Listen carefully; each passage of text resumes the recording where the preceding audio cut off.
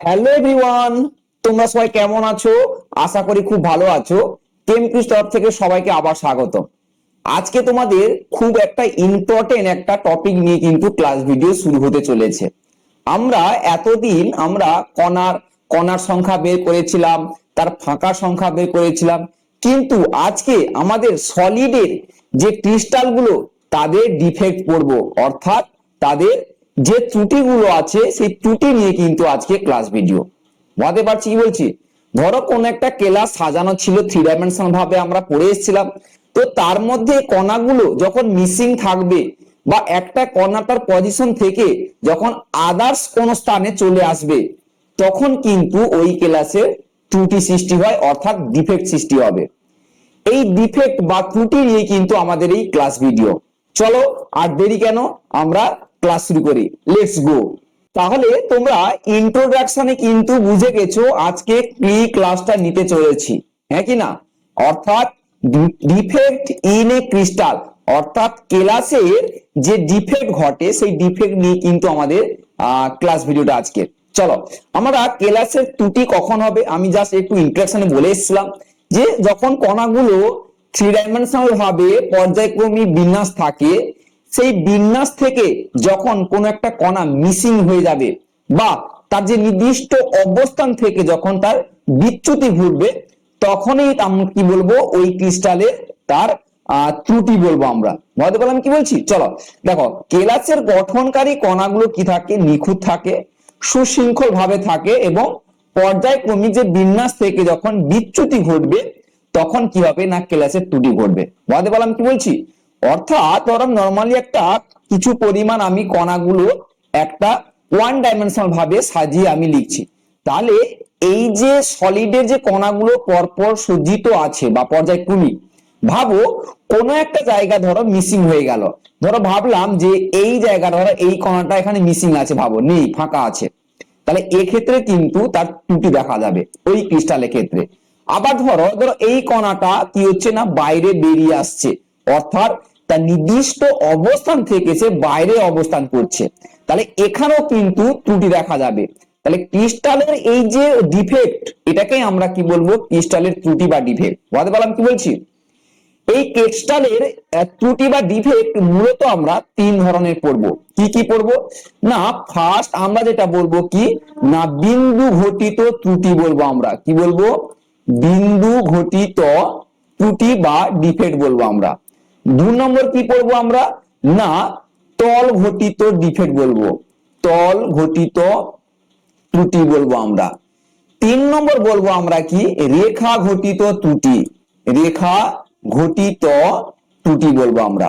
তাহলে আমাদের যে ক্লাসের যে ত্রুটিগুলো হলো ক ধরনের পেলাম আমরা, ফার্স্ট বললাম বিন্দু ঘটিত, তারপর বললাম তল ঘটিত, তারপর বললাম কি রেখা ঘটিত। তোমাদের সিলেবাসে কিন্তু এই বিন্দু ঘটিত ত্রুটি নিয়েই আছে, অর্থাৎ তোমাদের সিলেবাসে এই বিন্দু ঘটিত ত্রুটি নিয়ে কিন্তু আলোচনা করতে হবে আমাকে। বুঝতে পারলাম? তো আজকে আমি তোমাদের এই বিন্দু ঘটিত ত্রুটি নিয়ে কিন্তু আজকে ক্লাস ভিডিওটা। বুঝতে পারলাম? তাহলে কোনো একটা ক্লাস জালকের যে নির্দিষ্ট কণাগুলো নিখুঁত ভাবে বা সুশৃঙ্খল ভাবে বা পর্যায়ক্রমে যে বিন্যস্ত থাকে গঠনকারী যে কণাগুলো, তারা কি করে না, নির্দিষ্ট স্থান থেকে বা তার অপোজিট সাইন থেকে, অর্থাৎ ভাববো আমরা ধরো কোনো জায়গাটা মিসিং আছে, সেই মিসিং কি করছে যখন দেখা যায়, মিসিং দেখা যায় বা কোনো একটা কণা বাইরে চলে যাচ্ছে, তখন কি হচ্ছে, একটা বিন্দু ঘটিত ত্রুটি দেখা যায়। এই বিন্দু ঘটিত ত্রুটি কথা অর্থ কি, যে কণাগুলোকে আমি অবজার্ভ করলাম সেগুলোকে আমরা বিন্দু ধরবো এটা কেলাস জালকের মধ্যে। তো তারাই যখন আমরা মিসিং থাকে বা বাইরে বেরিয়ে যায়, তখন যে ত্রুটি দেখা যায় সেটাকে আমরা কি বলবো, বিন্দু ঘটিত ত্রুটি দেখা যাবো। এই বিন্দু ঘটিত ত্রুটি সাধারণত আমরা তিনটি ভাগে ভাগ করব। কি কি না, 1 নম্বর বলবো আমরা স্টয়চিওমেট্রিক ত্রুটি বলবো আমরা। কি বলবো আমরা? স্টয়চিওমেট্রিক, স্টয়চিও, স্টয়চিও বা স্টয়চিও বলতে পারি বাংলা যখন লিখবো, স্টয়চিওমেট্রিক, স্টয়চিওমেট্রিক ত্রুটি বলবো আমরা। ওকে, সেকেন্ড একটা অপশন বলবো আমরা কি, নন স্টয়চিওমেট্রিক বলবো, নন নন স্টয়চিওমেট্রিক, নন স্টয়চিওমেট্রিক ত্রুটি বলবো আমরা। ওকে, বুঝতে পারছো কি বলছি? 3 নম্বর অপশন বলবো আমরা কি না অশুদ্ধি জনিত ত্রুটি। কি বলবো আমরা? অশুদ্ধি জনিত ত্রুটি বলবো আমরা। তাহলে দেখো এই বিন্দু ঘটিত ত্রুটিকে আমি 3টি ভাগে ভাগ করলাম। কি কি ভাগ করলাম? একটা হচ্ছে স্টয়চিওমেট্রিক ত্রুটি, 2 নম্বর কি বললাম আমরা না নন স্টয়চিওমেট্রিক ত্রুটি, 3 নম্বর বললাম কি আমরা না অশুদ্ধি জনিত ত্রুটি বললাম। ক্লিয়ার? বুঝতে পারলাম কি বলছি? এই তিনটা কিন্তু ত্রুটি পড়বো আমরা বিন্দু ঘটিত ত্রুটির অবস্থানে, কারণ আমাদের সিলেবাসে বিন্দু ত্রুটি আছে, সেটাই নিয়ে কিন্তু আমাদের পড়তে হবে। তাহলে বলতে পারলাম কি বলছি? তাহলে কেলাস জালকের যে বিন্দুগুলো আমরা ধরেছিলাম, কণাগুলো ধরেছিলাম, গঠনকারী কণাগুলো যে বিন্দু আকার ধরেছিলাম, তাদের যখন নির্দিষ্ট অবস্থান থেকে বা তার অবস্থান তার পজিশন থেকে যখন স্থানচ্যুত হয় বা কোন একটা কণা মিসিং থাকে, তখন তাকে আমরা কি বলবো? বিন্দু ঘটিত ত্রুটি বলবো আমরা। এই বিন্দু ঘটিত ত্রুটিটাকে আমরা 3টি ভাগে ভাগ করব। একটা হচ্ছে স্টয়চিওমেট্রিক ত্রুটি, নন স্টয়চিওমেট্রিক ত্রুটি, আর হচ্ছে অশুদ্ধি জনিত ত্রুটি। বুঝতে পারলাম কি বলছি? চলো আমরা একটা একটা করে কিন্তু একটু আলোচনা করে নিই আমরা। ফার্স্ট চলো আমরা যে স্টয়চিওমেট্রিক ত্রুটি কাকে বলবো, ওকে, বা স্টয়চিওমেট্রিক ডিফেক্ট কাকে বলবো আমরা। দেখো কেলাসের যে বিন্দু ঘটিত কণাগুলো মিসিং ছিল বা আমরা কি বললাম তার পজিশন থেকে যখন বিচ্যুত হয়েছিল, তখন তাকে আমরা বলেছিলাম কি না বিন্দু ঘটিত ত্রুটি বলেছিলাম আমরা। তাহলে ওই কেলাসের যে বিন্দু ঘটিত যে কণাগুলো, কেলাসের মধ্যে কি হচ্ছে না রাসায়নিক সংখ্যানুপাতের কোনো পরিবর্তন ঘটে না, অর্থাৎ এদের ডিফেক্ট বা ত্রুটি অবশ্যই হবে, কিন্তু এদের কণার সংখ্যার কোনো পরিবর্তন হবে না।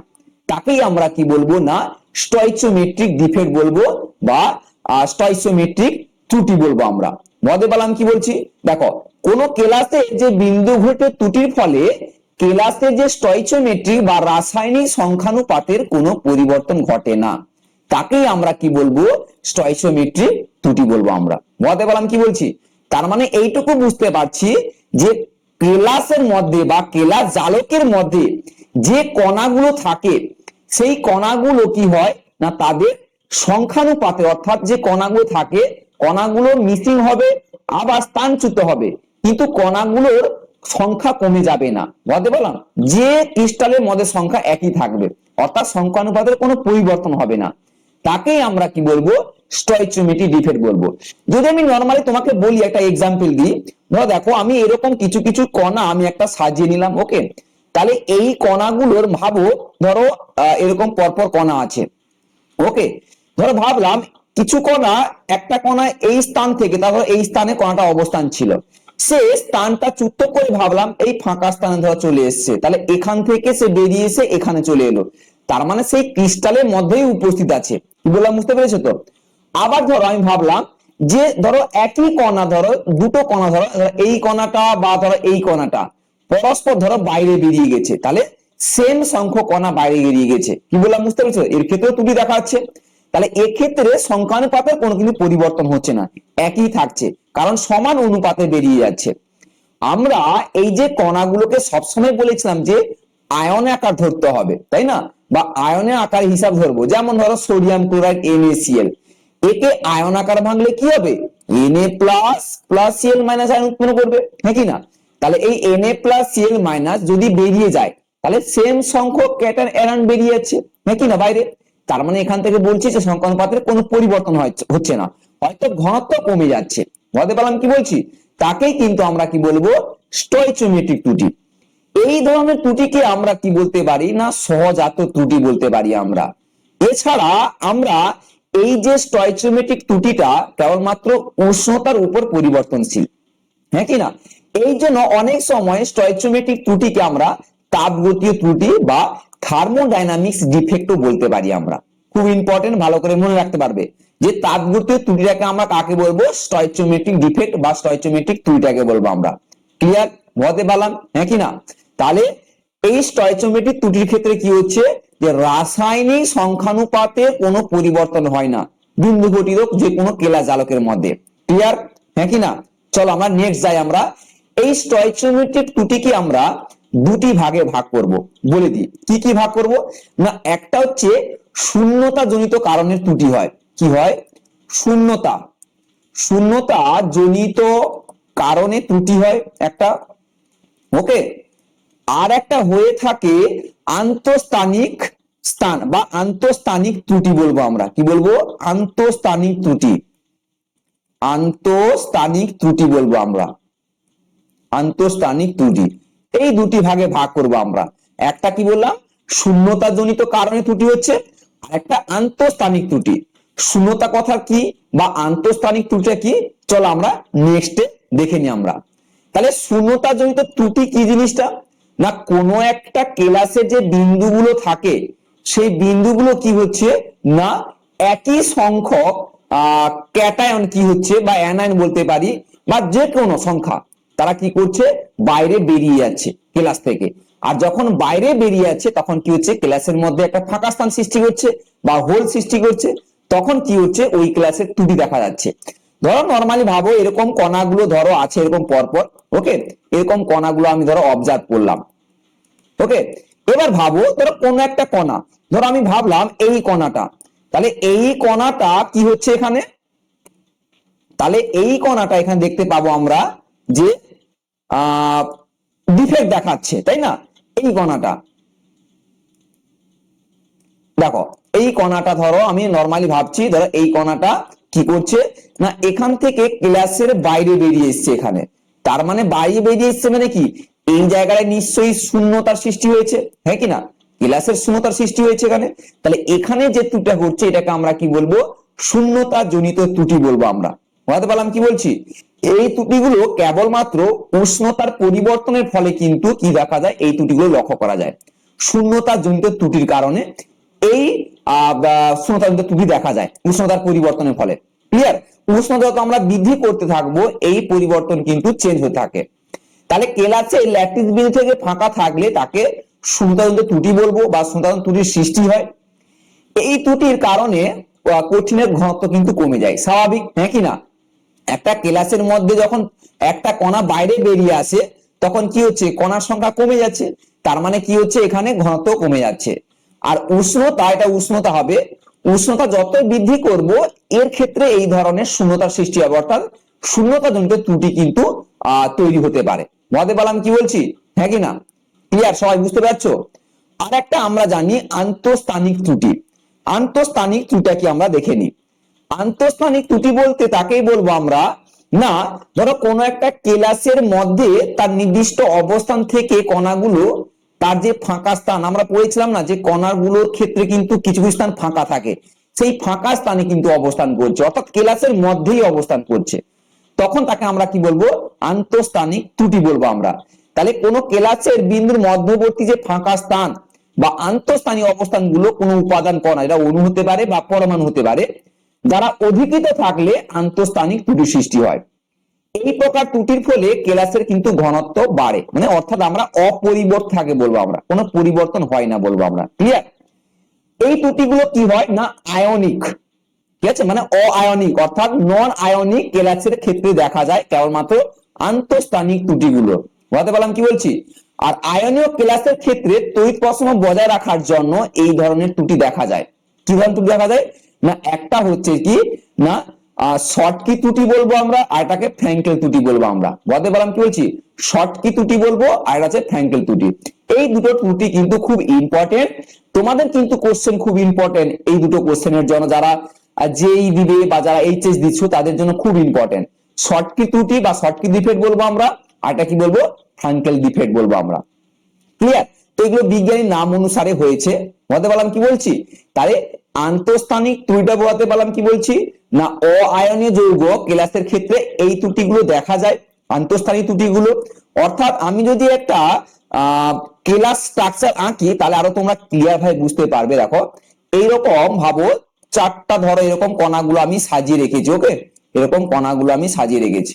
আর আমরা জানি আন্তঃস্থানিক স্থান বলতে এই যে ক্লাসের মধ্যে আমরা জানি ম্যাক্সিমাম কণা দ্বারা অধিকৃত থাকে এবং মিনিমাম অ্যামাউন্ট অফ ফাঁকা সংখ্যা থাকে। তাহলে এই ফাঁকা সংখ্যায় কি হয়, ধরো এই কণাটা কি হয় না বেরিয়ে এসে এই ফাঁকা স্থানে এসে অবস্থান করে বা এই জায়গাটা অবস্থান করছে, কি বললাম বুঝতে পারছো, এই জায়গাটা বা এই জায়গাটা যেখানে ফাঁকা স্থান আছে, তাহলে একই ক্রিস্টালের মধ্যে কিন্তু সে থাকছে। তাহলে এদের ক্ষেত্রে বললাম কি ঘনত্ব কিন্তু বেড়ে যায়, অর্থাৎ অপরিবর্তিত থাকে, যেহেতু একই ক্রিস্টালের মধ্যে ফাঁকা স্থানে অর্থাৎ তার কণাগুলো তার পজিশন বা তার যে অবস্থান ছিল সেই অবস্থান থেকে বিচ্যুত ঘটেছে। বুঝতে পারলাম কি বলছি? তাহলে এই ধরনের কে আমরা কি বলবো, আন্তঃস্থানিক ত্রুটি বলবো আমরা। ক্লিয়ার? এবার আমরা শর্টকি ত্রুটি আর ফ্র্যাঙ্কেল ত্রুটিটা কি আমরা জেনে নিই। চলো, শর্টকি ত্রুটি বা ফ্র্যাঙ্কেল ত্রুটি কি আমরা বলেছিলাম এখন অআয়নীয় যৌগ ক্ষেত্রে। ধরো আমি একটা নরমালি ভাবছি যে শর্টকি ত্রুটি তাকেই বলবো যে কোনো একটা ক্লাসের মধ্যে যে কণাগুলো সেগুলোকে আমরা যদি একটা আয়ন আকারে ভাবি বা আয়নীয় যৌগ আকারে ভাবি, ধরো যেমন বললাম সোডিয়াম ক্লোরাইড ভাবছি ধরো NaCl, তাহলে একে আয়ন আকার ভাঙলে কি হবে, Na plus plus Cl minus, এটা সবাই জানি আমরা, Na প্লাস Cl মাইনাস। চলো আমি একটু একটা ক্রিস্টাল ড্র করে নিই একটা, বা কেলাস জালো একটা ড্র করে নিই, তাহলে বুঝতে পারবো আমরা। এরকম পরপর ভাববো কণাগুলো কি আছে না নরমালি সাজানো আছে। ওকে, এরকম পরপর কণাগুলো সাজানো আছে। এবার ভাবো আমি ধরো NaCl বলছি, তাহলে আমি এখানে Na plus Cl minus ion আকারে আমি লিখে দিচ্ছি যাতে তোমরা বুঝতে পারো। তাহলে এখানে আমি লিখলাম Na প্লাস, এটা Cl মাইনাস, একই রকম Na প্লাস আর এটা Cl মাইনাস, একই রকম এখানে Cl মাইনাস, Na প্লাস, একই রকম Cl মাইনাস আর হচ্ছে Na plus, Cl minus Na plus. এরকম পরপর আমি কণাগুলোকে কি করলাম, সাজিয়ে নিলাম। ঠিক আছে, কারণ আমরা জানি যে সলিডের ক্ষেত্রে Na সোডিয়াম ক্লোরাইড ক্রিস্টাল আকার থাকে, আমরা সবাই জানি, সেখানে তাদের যে প্লাস মাইনাস আকর্ষণ বলের মাধ্যমে তারা স্টেবল থাকে, অর্থাৎ পুরোপুরি কিন্তু কি থাকে না কঠিন অবস্থা থাকে আকর্ষণ বলের মাধ্যমে। এখন শর্টকি ত্রুটি কাকে বলবো আমরা, না শর্টকি ত্রুটি তাকেই বলবো যে আমরা প্রত্যেকটা ক্রিস্টাল চাই কিন্তু তারা ত্রুটি থেকে বিচ্যুত থাকতে, অর্থাৎ যাতে যেন ত্রুটি না হয়, তার মানে কি হবে, স্টেবল হতে চায়, তাই না, সবাই চাই স্টেবল হতে। তাহলে এই স্টেবল হওয়ার জন্য কি করে না শর্টকি ত্রুটির ক্ষেত্রে না সমান সংখ্যক ক্যাটায়ন আর অ্যানায়ন মিসিং থাকে। কি বললাম, সমান সংখ্যক ক্যাটায়ন আর অ্যানায়ন মিসিং থাকে। ধরো এই Na প্লাস আর ধরো এখানে একটা Cl মাইনাস, এখানে কি হয় না ক্রিস্টালের বাইরে বেরিয়ে আসে, কি হয় ক্রিস্টালের বাইরে বেরিয়ে, যেখানে Na প্লাস আর এখানে Cl মাইনাস, তাহলে ক্যাটায়ন আর অ্যানায়ন সমান সংখ্যক, তাহলে এখানে আর ক্যাটায়ন থাকবে না, এখানে তাহলে এখানে Cl থাকছে না, হ্যাঁ কি না, তাহলে এই সমান সংখ্যক ক্যাটায়ন অ্যানায়ন কি হচ্ছে, মিসিং হয়ে যায়। বুঝতে পারলাম কি বলছি? তাহলে এই ধরনের যে ত্রুটি দেখা যাচ্ছে ক্রিস্টালের বা কেলাসের মধ্যে, তখন তাকে আমরা কি বলবো, শর্টকি ত্রুটি বলবো। দেখো কেলাসের তড়িৎ প্রসমতা বা স্টয়চিওমেট্রি উভয় বজায় রেখে ল্যাটিস বিন্দুতে ক্যাটায়ন ও অ্যানায়ন অনুপস্থিত থাকলে যে ত্রুটির সৃষ্টি হয় তাকে আমরা কি বলবো, শর্টকি ত্রুটি বলবো। বেশিরভাগ কোঅর্ডিনেশন সংখ্যা বিশিষ্ট প্রায় সমান আকারে ক্যাটায়ন অ্যানায়ন দ্বারা কি হয় গঠিত এই ধরনের কেলাস লক্ষিত দেখা যায়। বুঝতে পারছি বলছি?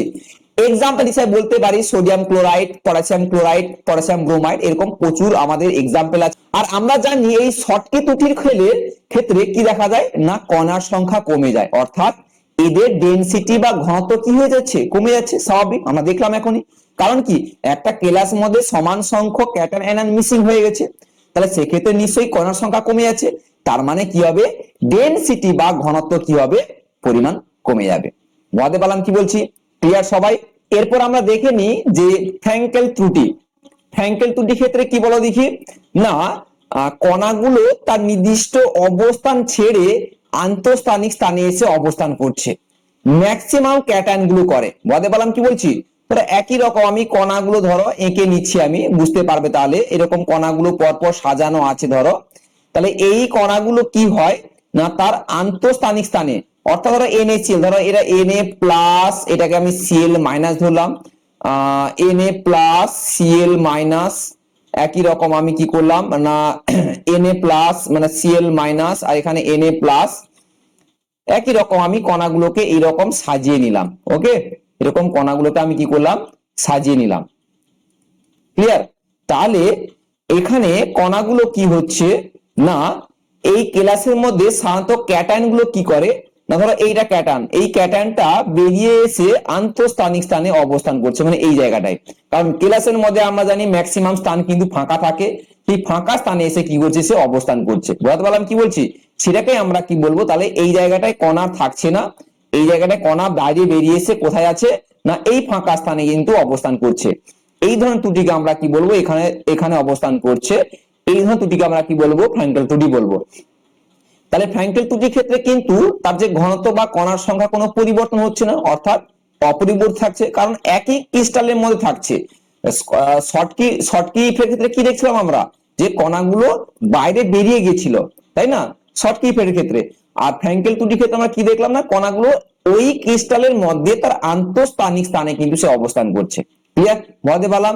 ক্লিয়ার, সবাই বুঝতে পেরেছো, হ্যাঁ কি না?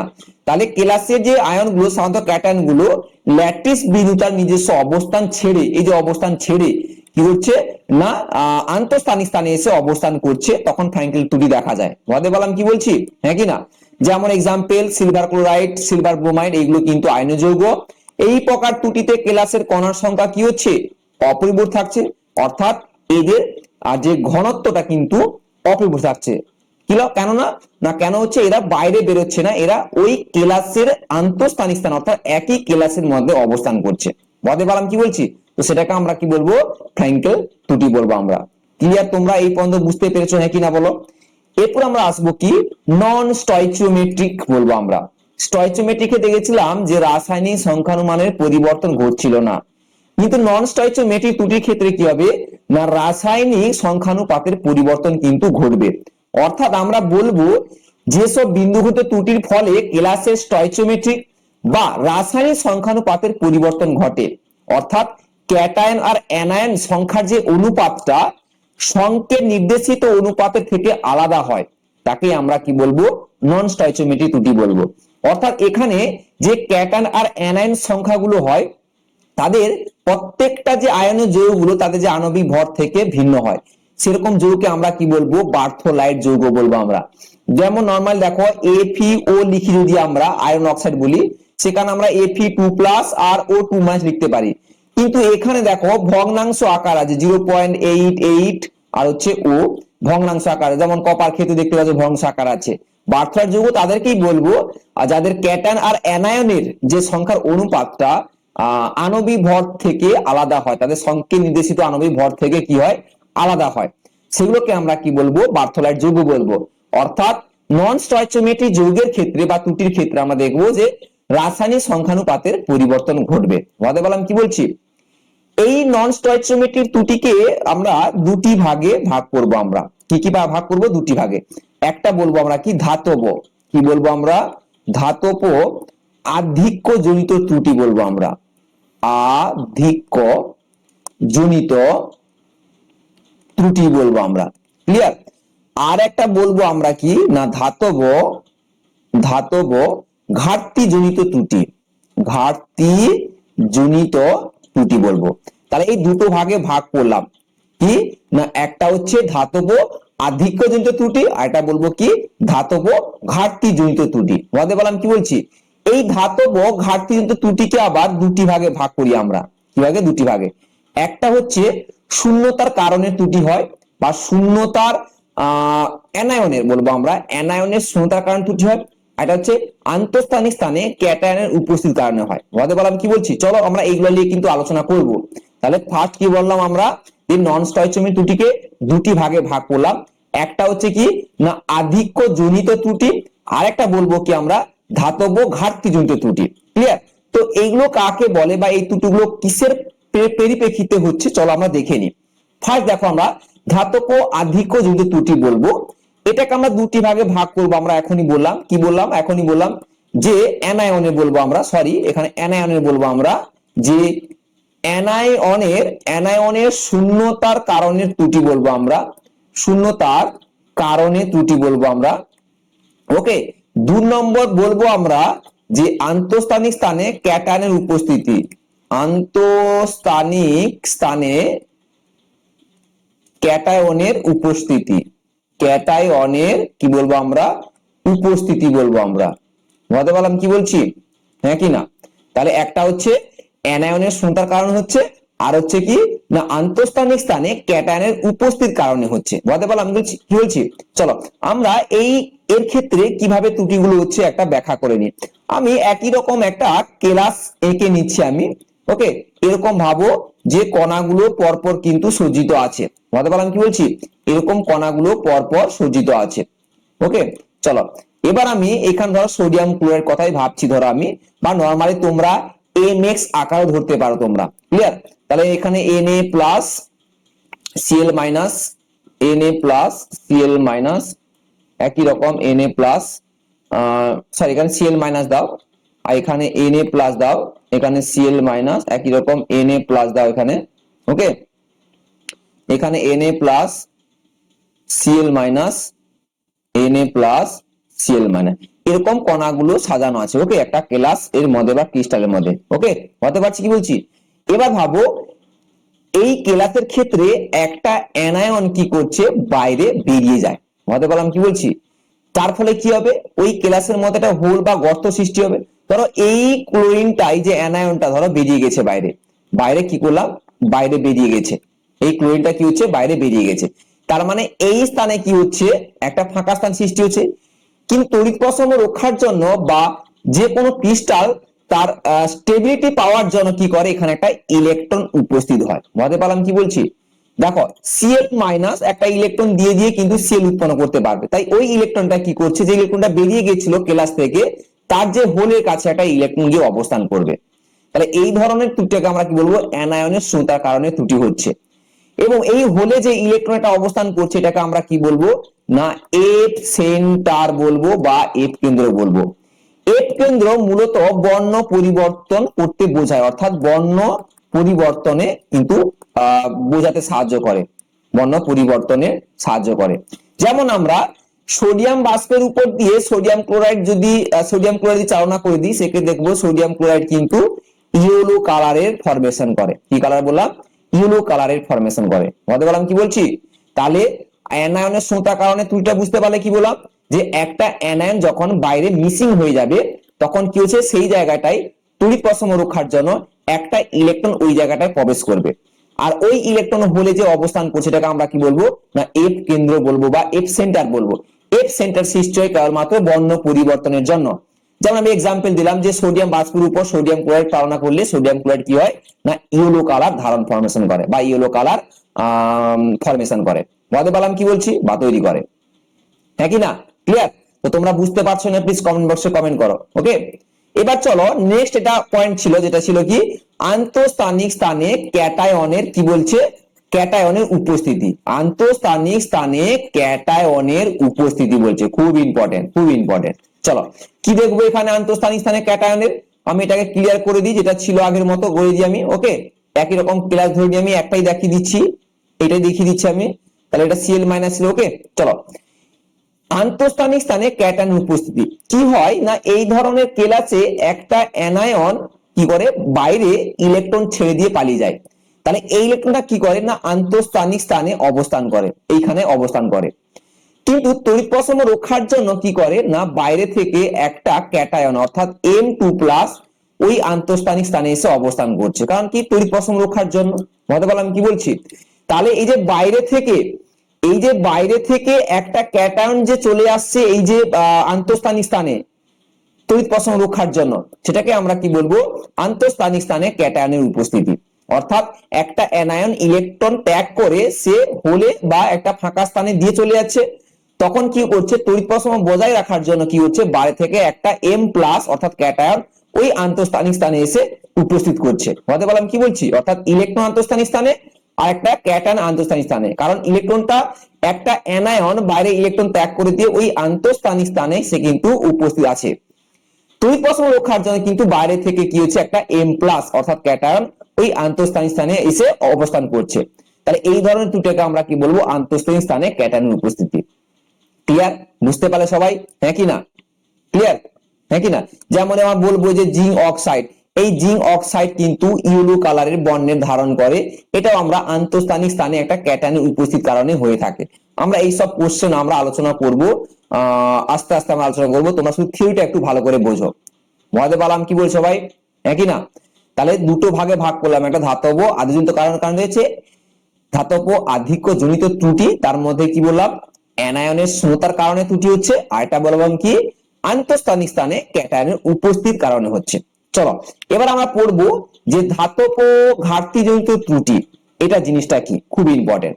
আমি ক্লাসগুলো বা একটা ক্লাস জালক আমি ড্র করে নিলাম একই রকম, ওকে?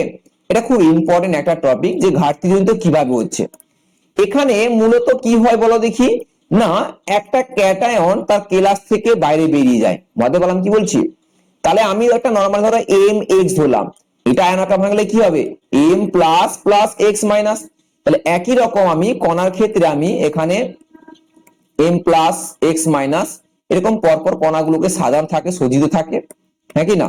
তো আমি সেরকম এটা এম হবে, এম প্লাস হবে এক্স মাইনাস একই রকম এম প্লাস একই রকম M plus X minus M plus X minus. Okay, তো এই কণাগুলোকে সাজানো আছে। তো ধাতব ঘাটতি ত্রুটি এই কারণে হয়, না কি হয় একটা ক্যাটায়ন মিসিং হয়ে যায়, অর্থাৎ বাইরে বেরিয়ে যায়, বুঝতে পারলাম। ধরো এই ক্যাটায়নটা মিসিং হয়ে গেছে মানে বাইরে বেরিয়ে গেছে, ভাববো আমরা এটা বাইরে বেরিয়ে গেছে এম প্লাস। ওকে, তাহলে কি হচ্ছে এখানে ত্রুটি দেখা যাচ্ছে, অর্থাৎ শূন্যতা সৃষ্টি হয়েছে।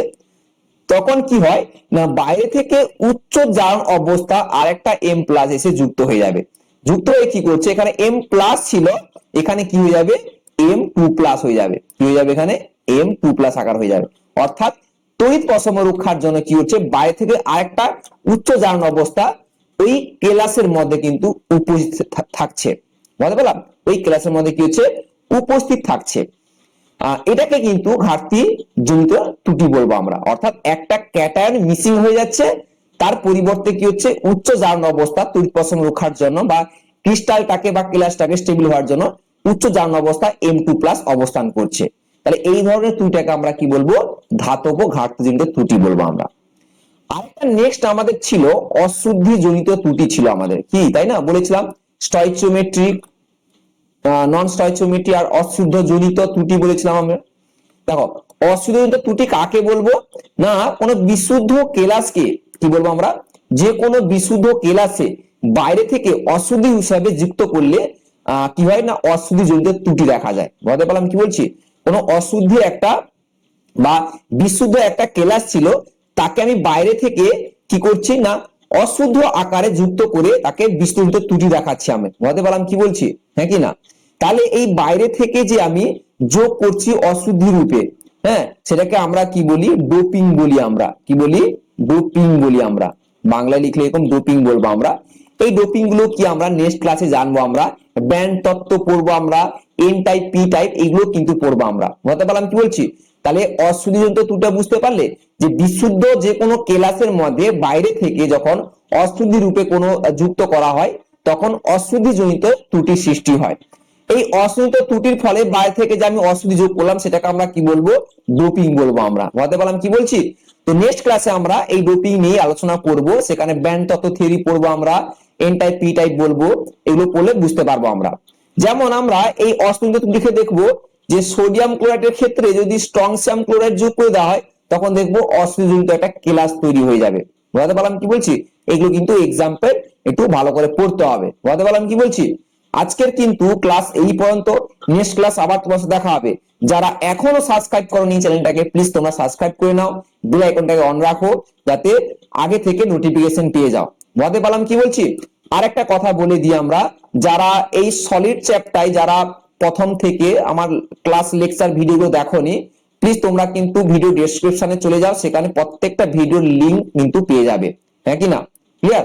আর যারা বুঝতে পেরেছো কিনা তোমরা কিন্তু কমেন্ট বক্সে কিন্তু কমেন্ট করো এবং বন্ধুদের মধ্যে শেয়ার করো, তাদেরও কিন্তু এই ভিডিও দেখার জন্য তাদেরকেও সাহায্য করো, ক্লিয়ার। চলো আজকে এই পর্যন্ত, নেক্সট ক্লাস আবার তোমার সাথে দেখা হচ্ছে।